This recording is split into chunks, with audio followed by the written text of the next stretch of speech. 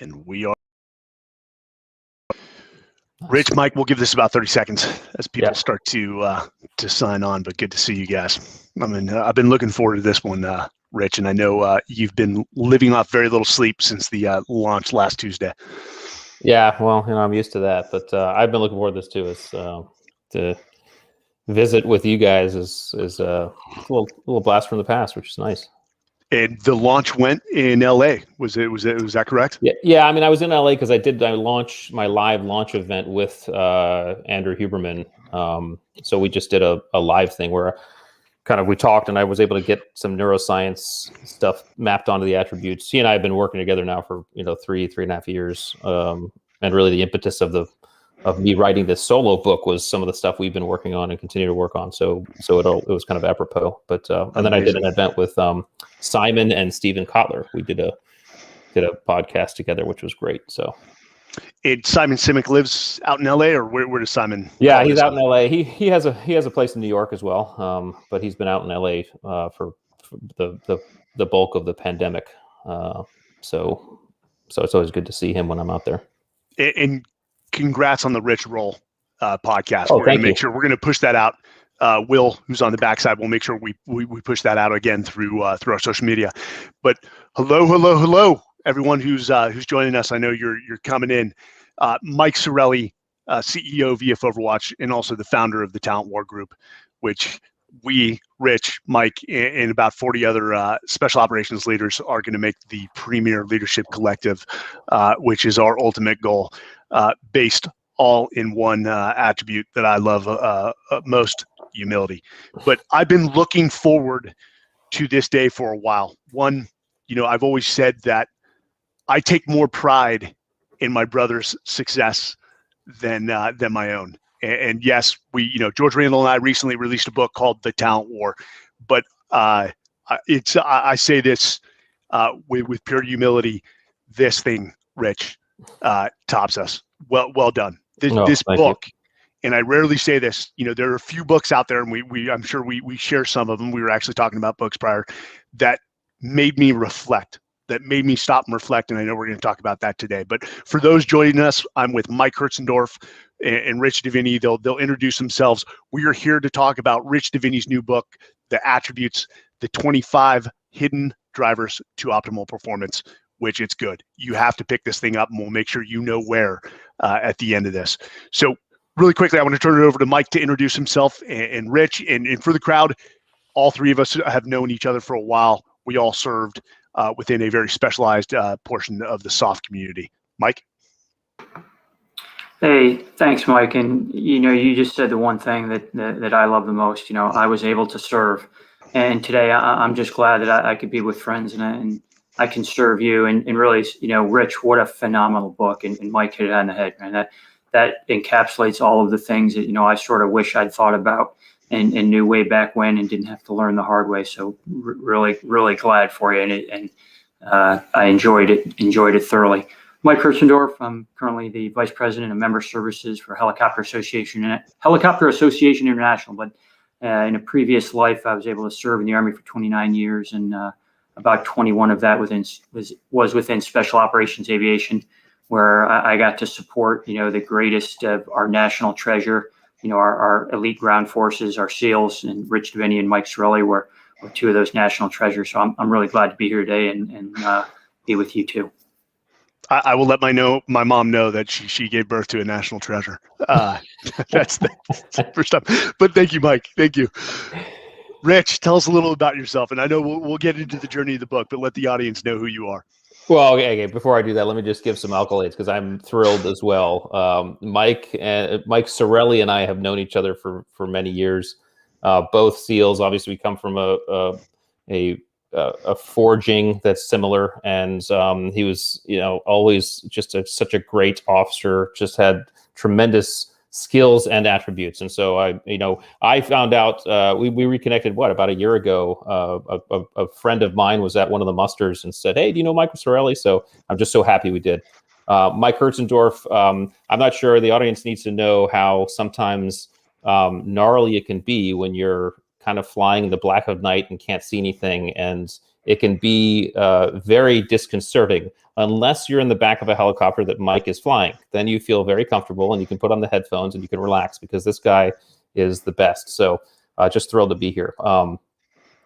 The book, well, thanks for the comments on the book. I think the book, I think my book and the Talent War actually pair pretty well. My book is really designed to be much more introspective and kind of ask the reader as an individual, hey, what are those things that I might bring to the table? Because we all have these innate qualities. The impetus of the book really started when I was running training for one of the specialized commands that Mike and I were at together, and Mike Hertzendorf supported us. And this selection process involved taking already phenomenal candidates and putting them through our own process. And we were getting about a 50% attrition rate, which is okay. That happens. The problem was we couldn't articulate why very well. We were leaning on things like, wasn't a great shot, or, couldn't cut it, or just some of these excuses that were extremely dissatisfying for not only us and our leadership, but also for the actual candidates. And so I remember getting into that job, and our CEO at the time said, hey, can you do a better job articulating this? And so we started looking at it, and that's when we kind of realized, hey, there's a difference. There's a difference between skills and attributes. And what we were doing is we were trying to assess, measure, and test and explain based on skills, and that wasn't cutting it. That's not why we were there. And the only example I'll give that could be maybe understandable is that we, certainly, and so Mike Hertzendorf's process is a little bit different than ours in terms of selection. Mike Sorelli and I both went through BUDS, basic underwater demolition SEAL training.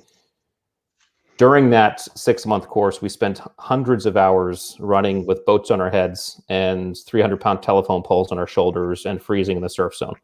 And I recalled after about almost 21 years of service, I've been on hundreds of combat missions, and I've been on hundreds of, or thousands of training missions. And never on one of them did I carry a telephone pole on my shoulder or a boat on my head, right? So what they were doing to us in BUDS wasn't training us to be Navy SEALs. What it was doing was teasing out attributes to see if we had what it took to do the job, because the job involves challenge, uncertainty, and stress all the time, right? So could we operate in that environment? And that's really the impetus. And I kind of took what I did in the teams and brought it out and said, how can this be ubiquitized in a way that can be explainable? And this is amazing. And so we took from your interview for the Talent War, and we actually took basically bits of the attribute that were coming out behind it and put it in. And your interview for that book was invaluable.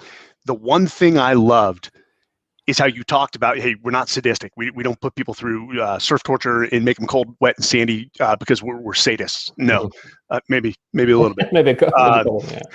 maybe it is funny to a degree, but it's ultimately we push people to their mental and physical limits for a reason, because that's when true character emerges. And you actually say that's actually when skills start to degrade. Yeah, it's tough. So skills are not innate. We can be taught them. You can sit down in a class and learn a skill.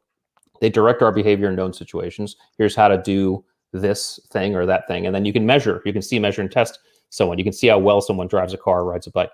Attributes, but they don't tell us how we do an uncertainty. You can't necessarily apply a known skill to an unknown environment, right? So that's where we start to lean on our attributes. And attributes, things like patience, situation awareness, adaptability, those are innate. We're all born with levels of those. Some of us have more than others, and that's the difference in each of us.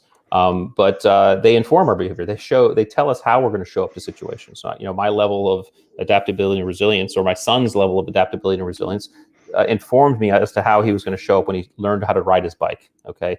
And he fell off a dozen times doing that. Right. So, but they're hard to see. They're hidden. They're behind the curtain in normal life. They are the most visible and visceral during times of challenge, uncertainty, and stress, because that's when they emerge. You can't apply known skills and you start to lean on your attributes. For the audience, just think of COVID. Think of 2020 and COVID and everything we went through, right? All of us almost overnight were thrown into quarantine, thrown into an environment that was uncertain, scary. We didn't know what was going on. Very few of us had skills upon which we could lean on right away. We were all leaning on, either consciously or unconsciously, our attributes. Can I adapt? Can I be resilient? Can I have the courage to move forward? Think about the first responders who were going into the hospitals, not knowing much about the disease. That's courage. They were stepping into their fear. So this is why I think it's important. And this is how we can deconstruct performance across a spectrum of environments versus just when everything is going right. What you've written with the attributes not only lends to human performance, and as you said, deconstructing that, reverse engineering it. I mean, this is going to become, I have no doubt, a staple for human performance management, and especially the talent side, the human resources side, the talent acquisition and talent management. Let me read, and I know, Mike, this will resonate with you as well. This hit me because, and I want to translate this to the business world. And I'm going to read this little section because in the business world, they would have hired this guy, no questions asked, move on. So in 2010, I was in charge. This is Rich Diviney. I'm reading his book. I was in charge of training of one of the most premier special operations units on the planet. Our command selected candidates from other spec ops teams, men who had already proven themselves to be exceptionally skilled and committed. So they had industry experience. One Friday afternoon, I was sitting across the small table from one of those men, still sweaty in his fatigues from a long day of training. He was a Navy SEAL with 8 years of experience behind him, a seasoned warrior who had completed dozens of missions. His record was saturated with glowing reviews and recommendations from his superiors. He was also recognized as a mentor to younger, less experienced guys, and he'd been promoted at every available opportunity, often early. On paper, he was perfect. Again, ad-libbing here. The private sector, which defaults to objective measures, would hire this person in a heartbeat. But 3 weeks into the 9-month program, we already knew he wasn't going to make it. So I know ultimately you had to let him go and you didn't have a good excuse why, but I know this resonates with a lot of business leaders because we let people into the organization who look great on paper, that you said, but yet fail to operate in the environment for whatever organization that's required for success. And Mike, we used an example. I'm sure there was pilots that were the pilot of the year that came to your command to try to get in, and during the assessment and selection just washed out. What do you say to the business world, why this book is so important, why it's necessary to deconstruct what truly a successful person, what attributes they have in the role, and then creating a process around that? Yeah, no, absolutely, Mike. And I want to take one step back just for a second. When Rich was in charge of that training, I specifically remember, we were looking at our own recruiting, selection, and assessment process. And I remember having a conversation with Rich, and his thoughts helped inform ours. We would get a written packet. We would ask, standard kind of questions. How many hours do you have? What aircraft have you flown? All these things. And then we would bring him in and we would give him largely a lot of skills-based tests. And we'd do some psychological tests, but, we'd see how well he could fly in an ambiguous situation. But what we really then began to learn, and Rich helped us learn that, is it wasn't those skills, it was those attributes. And everyone, you can teach, and I'm living proof, you can teach a monkey to fly an airplane, right? You have to assess that they're trainable, but that trainable even relates back to an attribute. Self-awareness, motivation, humility, that modest view of one's own purpose and, modest view of one's own reasoning, because the attributes really tell how trainable someone is, how willing they are to take that critical feedback and those things. And so we were measuring some attributes, but I would say at that point before, we talked with Rich, we were potentially even measuring the wrong attributes. You think, okay, we want someone courage. Well, okay, maybe courage isn't as important as, adaptability, willingness to learn, resiliency. So I really do highlight, that Rich's work didn't just inform the SEAL community, informed, the whole special operations community. Yeah. Just a couple things there, because I think it's so important to highlight two things. First of all, especially in the helicopter community, where it seems like flying something like driving a car is predominantly a skill, right? But just look at the origins of the space program, right? I mean, the space program, we literally sent up monkeys. Okay, we trained them to to push levers or flip switches, right, on command, right? But none of us ever, I say us, none of those folks, the geniuses who were doing it, ever thought that monkeys would be able to do space travel and go to the moon, right? Because it's inherently complex, as is flying helicopters at night.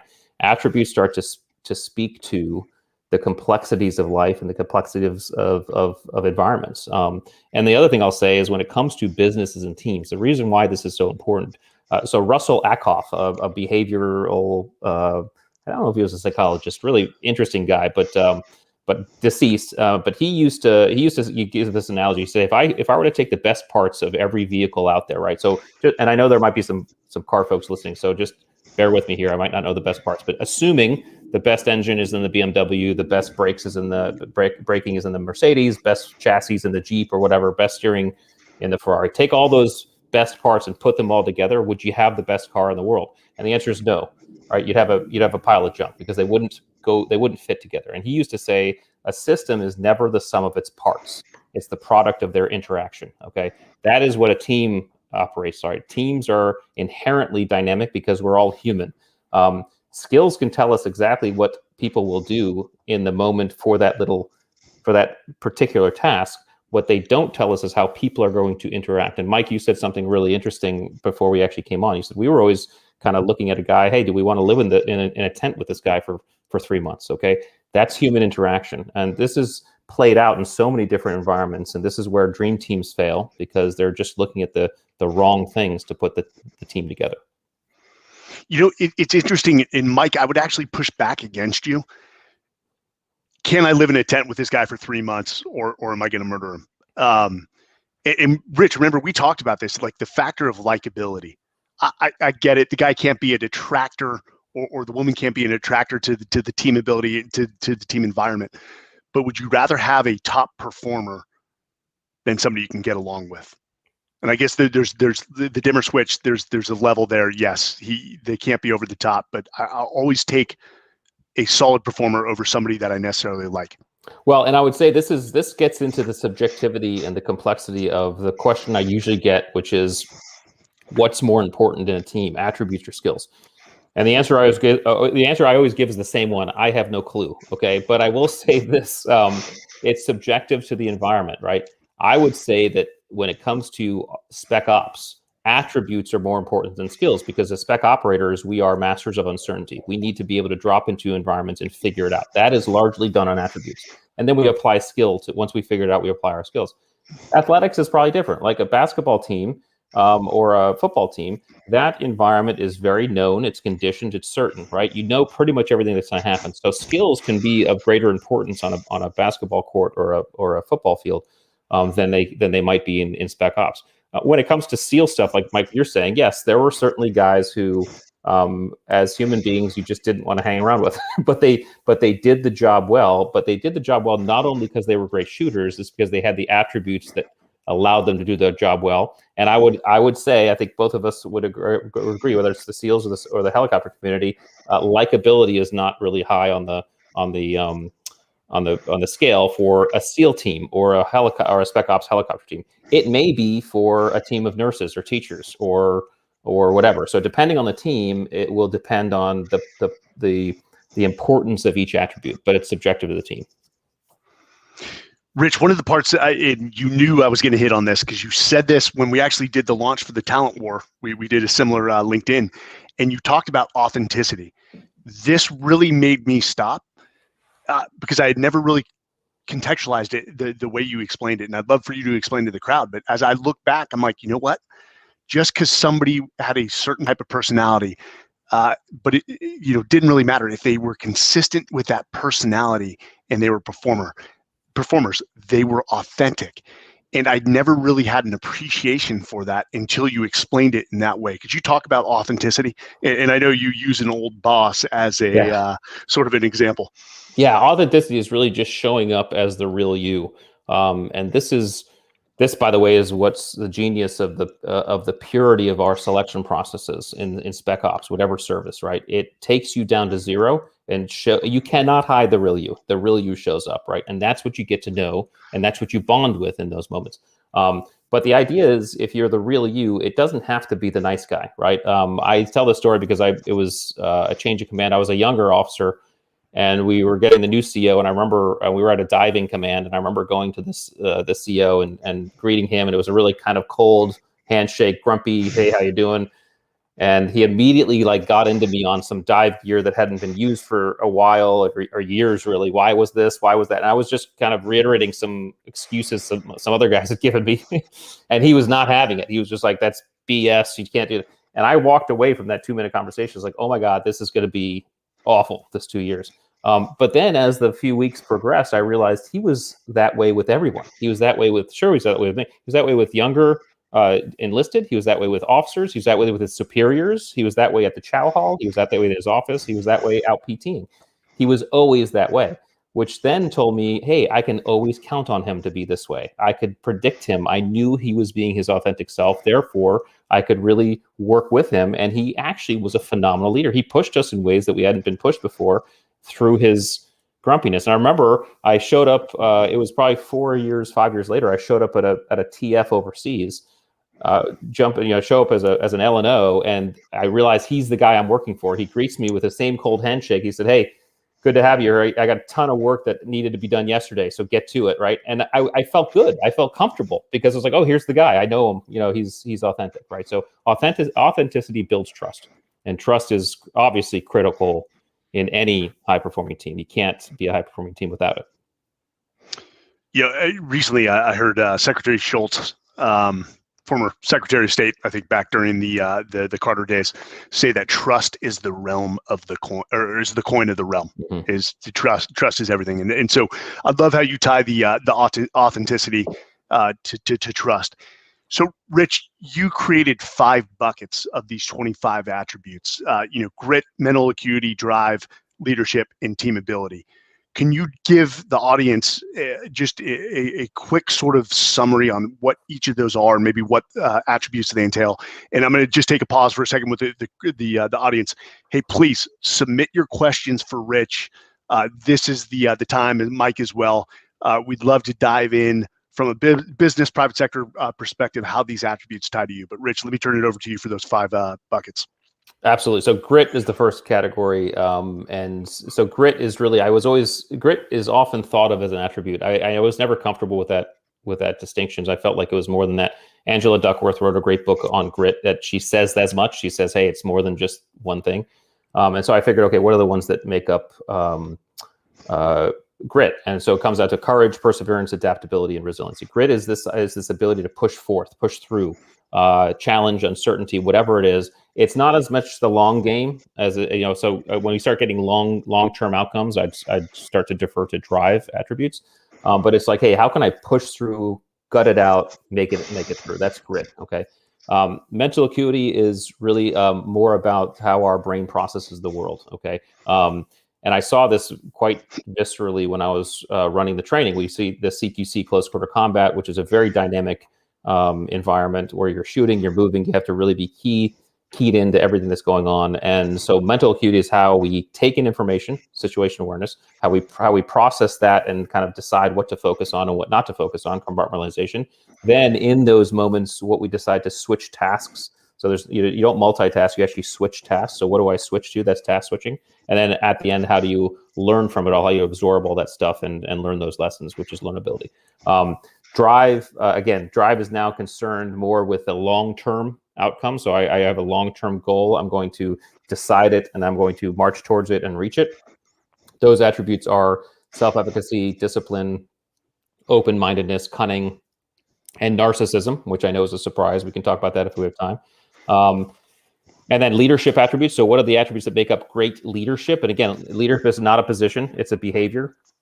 You can be in charge, but you might not be considered a leader. You can't call yourself a leader because that's like calling yourself handsome or funny, okay? Someone else has to designate you as someone they consider a leader. That is done through behaviors, and the attributes that I outline in that are empathy, selflessness, authenticity, decisiveness, and accountability. And then finally, team ability. Team ability. I think that's a word that the teams created. I'm not sure, Mike, but I had not seen that word anywhere. I'm stealing it from the teams.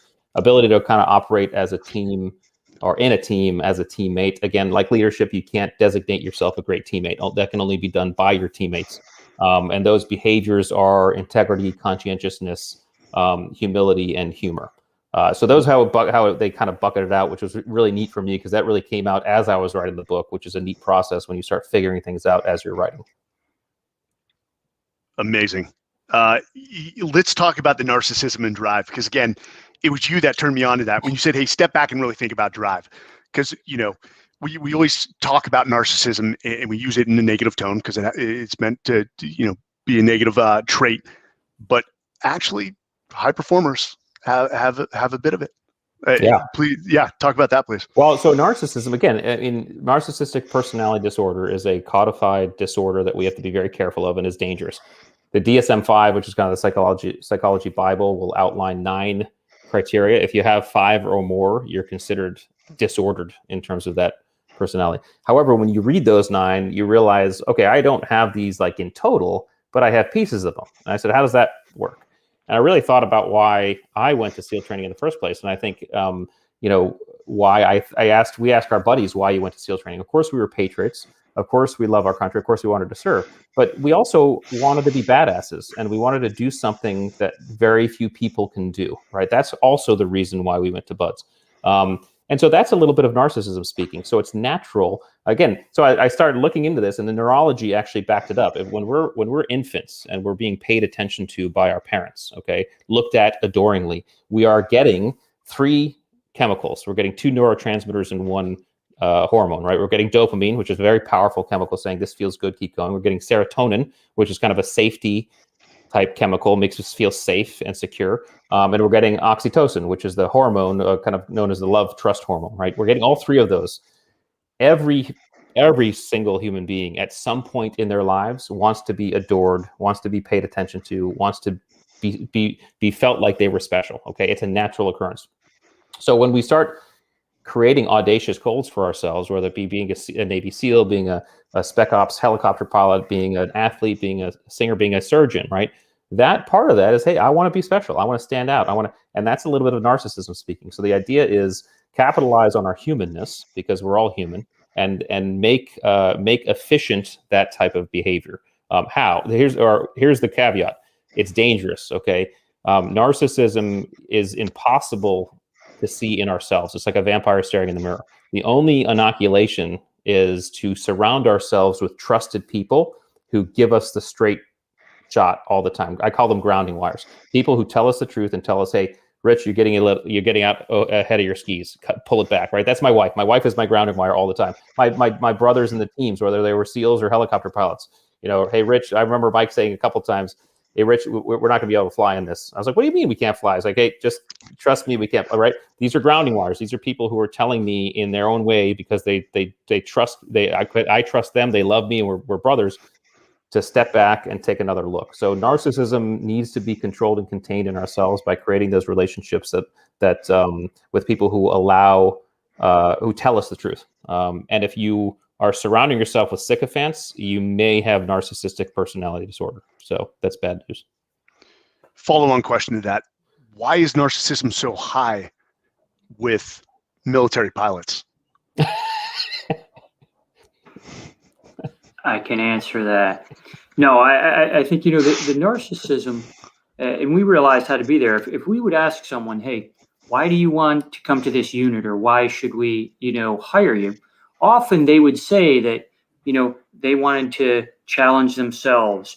They wanted to do the tough missions. They want to do that. So we looked at that narcissism, and that's the answer you expect. But then, we make them think of it a different way. We want to see that, but okay, ask me why I want to come to this unit. I wanted to come to serve. And so I think you absolutely take that narcissistic sort of attribute, and then you give it to that person in that team ability context where, hey, here's why, you need to take that and grow on it. And I think that's when you get those really successful types of people. So I love that you drew out the narcissism, because it's in all of us, and we don't like to admit it because, right, if you're narcissistic, you're sort of the opposite of humble. Yeah. But those things are on a scale, humility to confidence, as well as others, kindness to being tough, and those things are on a scale based on the situation. So, Rich, I think it's great that you talked about narcissism. Well, I would offer, Mike, because you make a great point. I mean, environment also humbles us. It helps us keep in check our narcissism. Mike and I had the ocean. Nobody needs to. You cannot underestimate the ocean. It will kill you no matter how tough you are. Right? You guys were flying in conditions that would make most people, wet themselves, to include us in the back who are like, what the hell's going on, right? I mean, that is these environments that you put yourselves in also helped tame it to a degree and increase that humility. And I think that's the key. So, guys, I'll be completely honest to you, because somebody asked me this recently. They're like, why would you go from being a recon Marine to a SEAL? And I'm like, oh, it was 100% my ego and narcissism. Because when the SEALs would walk into the room, we would sort of get upset because people are like, oh, they go through the world's toughest military training. And it was the same thing of when I got in the SEAL teams. They're like, oh, well, actually that group, it serves that in a very more specialized way. And I'm like, oh, well, I can't have that. My ego can't have that. I mean, we saw that amongst our peers is sometimes they were driven to a fault. Yeah. And often we confused our enthusiasm with our capability. Mm-hmm. Yeah. And that's when it gets dangerous. So we just have to be real careful. So we've got questions rolling in. Okay. No surprise. First one's from Joe Breda on the Rich Roll podcast, which for all the listeners, Rich Diviney went on the Rich Roll podcast. Please go listen. It's good. I'm a fan of both Riches. Rich discussed selflessness and how it requires risk. He would love for you to expand on that. Yes. Selflessness is different from generosity and altruism, right? Selflessness requires a risk to the person who's being selfless, right? So that, I mean, parents know this intuitively, right? All of us parents would give our lives for our kids, right? That's easy. But the example I think I write about, which is kind of an easy one, would be the businessman who gets a sandwich at the sandwich shop and is walking back to his office and sees the homeless man with a sign saying, I haven't eaten in 2 days, right? And this businessman looks at this homeless man and says, okay, you know what? I don't need this sandwich. I'm going to give this to this homeless man, right? That's not necessarily selfless, because the businessman's already well fed. It's a couple bucks for the sandwich, But if that homeless man then takes that sandwich he takes it to a guy around the corner because that guy hasn't eaten in 3 days, right? And gives that sandwich to that guy, that's starting to be selfless, right? Because he's at the risk of his own hunger. Okay. As leaders, to be selfless is it builds trust, but it's also very enduring when a leader sacrifices even just a little bit for those people who are in their span of care. Now, here's a very easy one, okay? Time. A buddy of mine, he keeps on saying, time is the currency of leadership. Why? We all have the same amount, and when we lose it, we don't get it back, right? So when you give time to another human being, especially someone in your span of care, you are being selfless. You are showing them, hey, I'm going to take this. I'm going to care about you. And I take this time to pay attention and hear you out and listen. So that's the idea of selflessness. It's different. I mean, generosity and altruism, that's a good start. So if you want to start somewhere, start there. But it's really at risk when you have risk. And we all know this because when we see people do it, it endears us to them a great deal. And that's what selflessness is. Awesome. We've got the next question from Alex Freeman. Thanks for hosting this session. Alex, thanks for tuning in to listen. Unfortunately, our hiring process involves only 1 or 2 hour-long interviews and a read-through of a cover letter and resume to assess an individual's attributes. Any recommendations on how to best assess attributes with such limited personal interaction? This is a tough one. This is a tough one. It is, because we can all fake the funk for 2 hours, and that's easy. I think, I don't know if I told you guys this, but I remember I was in this training program, and I met with a dude who was running a program for one of our other agencies, and he helped people to design undercover personas, right? And he said to me, Rich, this is really interesting what you're doing with attributes, because when we help someone design an undercover persona, we always try to make it congruent with who they really are. Right, because they said even the best actors and actresses on the planet can't fake, can't pretend to be someone else for more than, I think, 30 days, and that's like really, most people can't do it for more than a few days or a few hours, right? But or I guess a few days. All of us can fake the funk for a couple hours or a 15-minute interview. So it's tough. I would say this: if you only have 2 hours, a couple of things you could do is you could throw some uncertainty into the interview process, right? Maybe a fire drill. I don't know. You could get creative there. I mean, do something environmentally that takes them off guard, right? That could work. If you don't want to get that intense, I would say just really well thought out introspective questions that force the applicant to really dig deep, because if you ask the right question, you'll know if they're not digging deep enough. You'll know if the answer's canned, and it'll help you determine. You can also ask them about situations they've been in before. Certainly when it comes to resumes or peer recommendations, ask peers how they've experienced this person, especially when it comes to these team ability and leadership ones, because you can't self-assess on those. So I think you could think about different ways inside of it. If all you have is 2 hours to start asking that stuff. I'd like to ask Mike, you with helicopter, I mean, what are some of the things you did to kind of tease some of that stuff out? Yeah, no, thanks, Rich. And I want to go to what you said and sort of even take a little bit further on Alex's question. And Rich was absolutely right. The resume and the CV talks about their skills, but you want to get at their attributes. I think you have to determine in your organization, what are those attributes that most show the culture of the company you're with? And then you do exactly as Rich said. You tease out those questions that are specifically designed to judge the attributes that you think are important to the culture of your organization, right? Some organizations may, want people that show more initiative, and so you're going to have attributes that show that. Others may want people who are, more into the process oriented, depending on, how large the company is, how many layers of process. And so I absolutely agree with Rich. And I think the first step is really to understand your own culture within the company to then really sort of figure out, hey, here are the questions that we need to ask to get at those attributes. Rich, you actually talked about this in the book. And Mike, we call this, you better define success. You better know what you're looking for before you even engage in the 2-hour interview. What are those attributes that describe a high performer in the position or the function that you're hiring for? And Rich, you talked about when you started this process, when you were given this monstrous task of deconstructing this assessment and selection process, and hey, what should we really be looking for? You identified that you guys were evaluating the wrong things, and for a lot of companies, they do this. Yeah. Can you touch on that at all? Well, I mean, what we had to do was we put together groups in the command, small groups, and basically I said, hey, just get together for 10 minutes and just give me a list of what the attributes you think you're looking for are. And so we called all that into kind of a master list. It was over 100 things.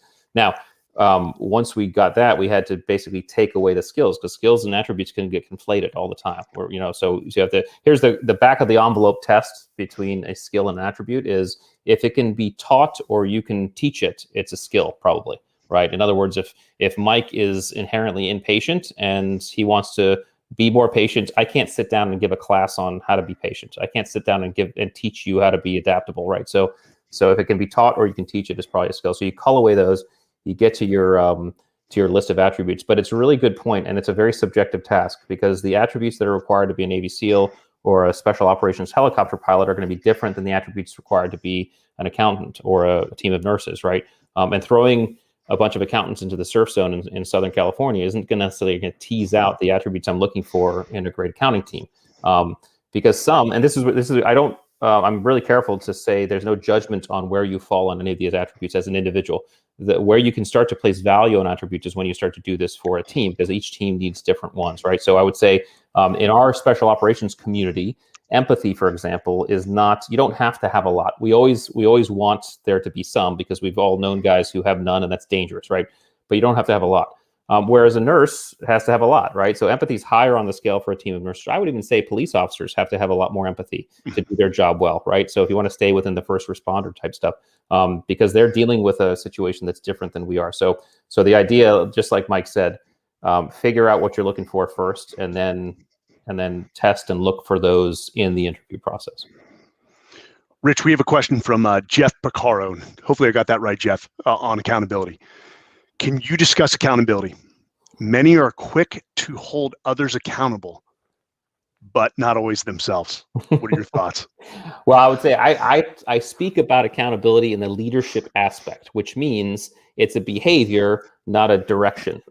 Okay. The leader who holds everybody else accountable but does not hold him or herself is not going to be looked at as a leader, right? So there's a difference. Now, as a good leader, you're going to need to encourage accountability in those that you have on your team and those in your span of care. But I'm always of the mind that, leaders go first, right? And so if you, I think of, it's funny, as a leader, you learn so much as a parent. And one of the things you learn as a parent is that your kids don't listen to what you say, they do what you do. Okay. I can tell my teenager something 10 times until I'm blue in the face, and he won't do it.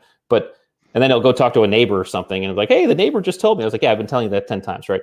But they model your behavior. Okay. So it goes for leadership.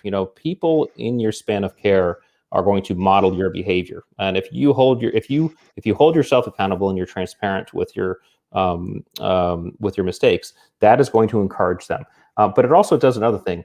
It shows vulnerability in a way that's really important for teams and members of a team to see, because when the boss is transparent about the fact that, hey, I can't do this without you.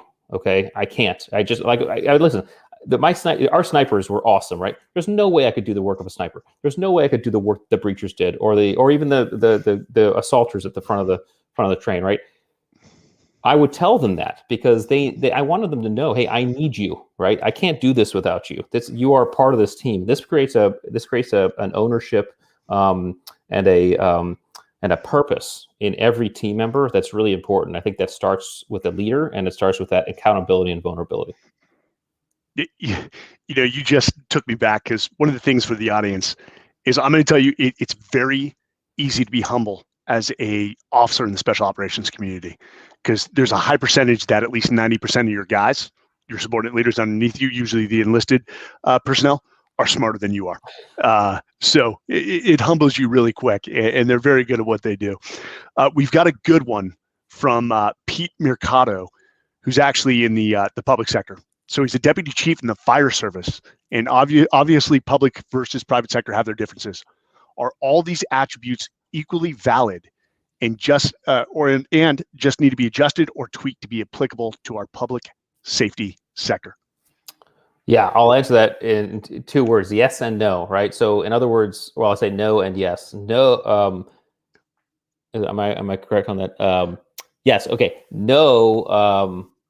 They're not equally valid based on the job, and yes, they have to be tweaked. Okay. So Pete, yes, you're a deputy chief in the fire service, and in the public view, your list of attributes is going to be weighted differently than the list of attributes of a bunch of Navy SEALs or helicopter pilots who are doing stuff overseas in the dark of night. Okay. Obviously still ethical, but different. Okay. So it's going to be weighted differently. And so you're going to need to weight those the way you see fit.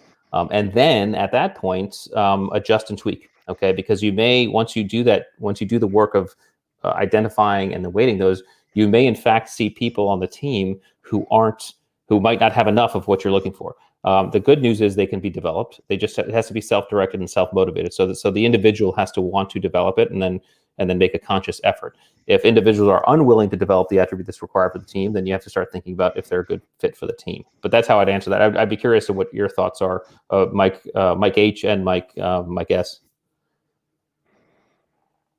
Well, guys, we can sort of deconstruct this, and I don't want to go too deep on it, but I mean, from somebody who enters into a fire, it's not like you report to a call with a plan like we do in the military.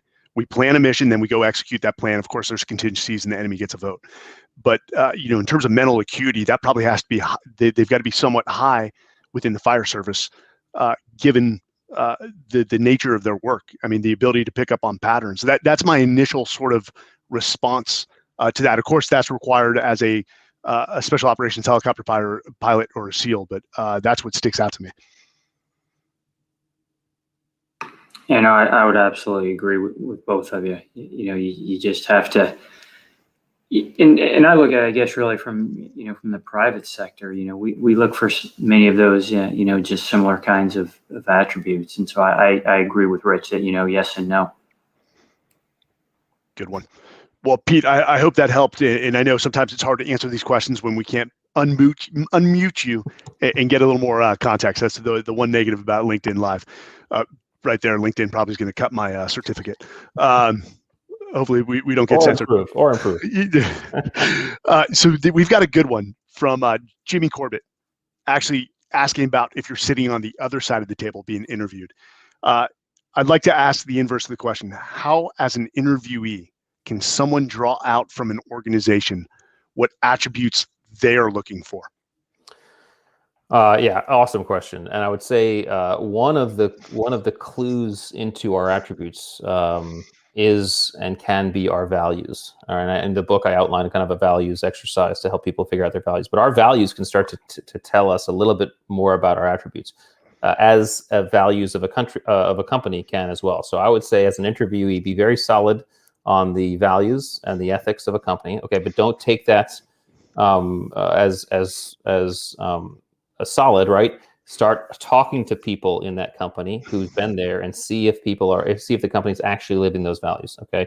And you can see that. I mean, if a company's value is that, we care for everybody and we want it to be like family. And then you could talk to a bunch of people and they're like, this place sucks. No one cares. Then there's an incongruity there. Okay. This is actually why I'm a big fan for hiring processes in the probation period. And I hate the word probation period because it's pejorative, but the period where a new hire can come in and be with the company for a week, 2 weeks, a month, or whatever, because it's not just the company that gets to see how the applicant is. The applicant gets to try on the company too, and I think those are really powerful if done correctly, because it allows an equal exchange from the company and the applicants. Yeah, Rich, I agree with that. The one question that I always like to ask, when standard interview, right? They're going to come around. They're going to say, "Hey, what questions do you have of us?" You got to ask some of those. You got to ask some of those tough ones.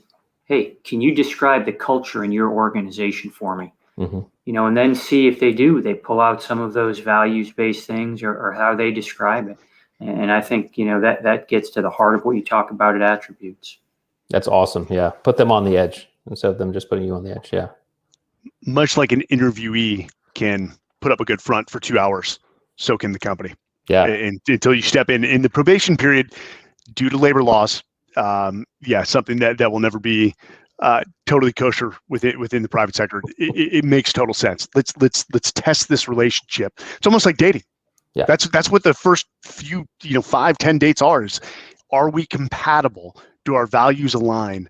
And eventually, by that 5th date, you're starting to finally to see who the real person is. Yeah, just a quick one, a way around that for any company who wants to do this instead of probationary, you can extend an interview process. You can do 3 or 4 different interviews in different environments. So maybe one's behind a desk, maybe one's at a restaurant where you're interacting with people. I mean, you can put this applicant in a bunch of different environments, which some companies already do this, and you can see them in a bunch of different contexts because sometimes the attributes show up in different contracts. I mean, you can have someone who has high integrity when they're being watched, but maybe not out in town drinking, which is something that Mike and Mike both know about a lot because we've all had people like that.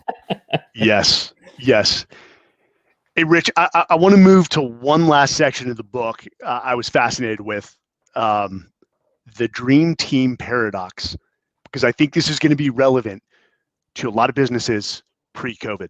Yeah. Well, guys, we had the largest economic boom in the history of the United States between 2015 and about 2019. And then all of a sudden, COVID hits in 2020. And all these people that love to brag about their team, which I'm all about, I'll brag about my team. We can handle anything. COVID hits and the team falls apart. Mm-hmm. Could you talk about Julie in the dream team paradox? Absolutely. Well, Julie was kind of a classic case, and she was one of many people I talked to after I got out of the Navy, and I was talking about leadership, and I was talking about high-performing teams, and I had just given a talk on high-performing teams, and she came up to me after one of those, and she had said, hey, it was like 6 months later, and she said 6 months ago I was promoted to a new position, really high position. I was really excited, and they gave me a big project, and they said, hey, you're going to have the pick of the company to do this project, whoever you want. And so she was really jazzed about that. She got the best people, right? The best people she could find in every department. Best graphics designer, best salesperson, best marketer, best whatever. She didn't know really any of them, right? She just knew their resumes. She knew their skills, and she brought them together and her first meeting, she said, it was awesome. I mean, these people, this is going to be great. It was supposed to be about a 2 or 3 week project, I think 3-week project. And everything went great for the first few days, first week or so, I guess. And she said it looked like we were going to be ahead of schedule. Everything was clicking. And then the client had some changes they wanted. They were upset with something. And she said, well, okay, we're not going to be able to get it done early. Maybe we'll be on time. I'll just have a meeting with the team. I'll bring everybody together. She brought everybody together and just chaos descended. People started blaming, throwing fits, kind of like we're not wrong. The client's wrong. And the team descended into kind of chaos and ended up, she ended up having to kick a few people off the team and just kind of limp the project along. And she was wondering what happened. And it was almost kind of intuitive when she asked. I said, well, you happened because you picked your team based on the wrong things. You picked the team based on skills versus attributes. And again, like we've already talked about, attributes tell us how we're going to perform in uncertainty, but also how we're going to interact with other humans, and so I'm sure that some businesses have now found during COVID, as we've moved into this virtual environment and, kind of a deep uncertainty and stress and challenge, some of their employees might not be showing up like they thought they were when things were going well. Some of them who they didn't think much of might be acting like rock stars. These are lessons that every employer should take right now and say, okay, what am I learning from this? Doesn't mean you should fire anybody right away, but it certainly means you should notch this down as strengths and weaknesses based on what you're seeing, because the attributes were coming to the fore, and I think that's important. Dream teams don't always work. And we've had, even athletic teams, you've had cases of dream teams not doing well because it was all the rock stars. Oh, so here's a great, because Mike and I used to see this all the time. And Mike H, I'd wonder if you saw this too, but Mike and I, in the SEAL platoon, in the SEAL team, sometimes you'd have the all-star platoons, right? And these platoons made up of all the experienced SEAL guys, right? And then you'd have the new guy platoon, which are there's like a couple experienced guys, but then all new guys. And so often the new guy platoon would outperform the rockstar platoon, right? And why was it? Because all the new guys were like sponges. They're like, hey, I'm here to work, boss. Let's just do it. They were all there to interact positively. Sometimes the rockstar platoons, the all-star platoons, were a bunch of egos just clashing, right? So this is what happens if you don't take into account some of these attributes and the fact that human dynamics require attributes versus just skill. You see that in the venture capital world. How could these guys have failed? They have the dream team. Yeah. We put together the perfect team. Interesting. Well, guys, we're at 52 minutes. I want to thank everyone for joining us. Again, Talent War Group is sponsored by EF Overwatch, which is an executive search firm. Even more so, it's a talent advisory and consulting firm. For all the listeners out there, if you guys have any human resources or talent challenges, that's why EF Overwatch exists, and they do exceptional work. I can attest to that because I founded it, and I'm the CEO, and I'm proud of my team. And again, it's the basis of the Talent War. Rich, before I go to Mike for last comments, actually, let's go to Mike for last comments. Mike, anything you want to leave the crowd with? Yeah, the reason I really wanted to do this event was so I could learn and listen from two great leaders, Rich and Mike. And the greatest thing that I've taken away from this is, COVID has changed everything. And so it's forced me to reevaluate, what are my attributes and how have they changed? And now I'm leading people and I have to lead differently. And so, the whole reason I wanted to be on this was to, really continue to educate myself and try to be a better leader. And it's based on the work that you've done, Rich, and Mike, you as well. So I thank you for allowing me to just participate and listen and learn from you. Mike Hertzendorf, humbled to a fault, with more experience than both Rich and I combined. Hey, Rich, where can we find the book? And then any last thoughts for the audience as they try to take this and implement it within their respective domains? Yeah, the book, you can find the book at theattributes.com. It's in all the bookstores now. You can go to the Talent War Group webpage, and there's a link there to it. So check that out. So yeah, and we have this assessment tool, just so everyone knows. We have an assessment tool on the website. It's for free. You can take the assessment for grit, take the assessment for drive, take the assessment for mental acuity. You can see where you stack on all these attributes. Again, we sent data out to about 1,000 people and got data back. So when you get these scores back, it's really in comparison to 1,000 other people. So just take it as kind of a snapshot. But do that and see where you fall. again, I couldn't be more honored to be with Mike and Mike. I mean, two guys who I respect dearly, who I've served with, who I trust with my life and have trusted with my life many times. So, I mean, that type of bond, there's no words. So thank you for being here. I would say, last words. Listen, human performance and the ability to reach our potential, or we never reach our potential. Potential is always in forward of us. To explore our potential, we need to be willing to walk out to our edges consistently. Because once we get to one edge, then we look for the next edge. To do that, you're going to have to step into uncertainty, challenge, and stress. You're going to do it deliberately, okay? And to do that, we need to understand our own unique human engines. And the attributes is one of the places to start understanding our own unique human engines, so that we may more deliberately begin to walk out to our edges, explore our potential, and do things that we previously maybe never thought we could do. So that's what I'd encourage people to do. If you read the book, you'll find out about yourself, which is the point of the book, and then hopefully find out some ways to make your team better. So, it's such a timely release with COVID and 2020, which was a year of reflection for all of us. Hey, Rich, thank you for joining us. Thank you for talking about the book. To both of you, thank you for the service, and to our audience, thank you for plugging in. And guys, we'll see you again next Tuesday. All right, guys, take care.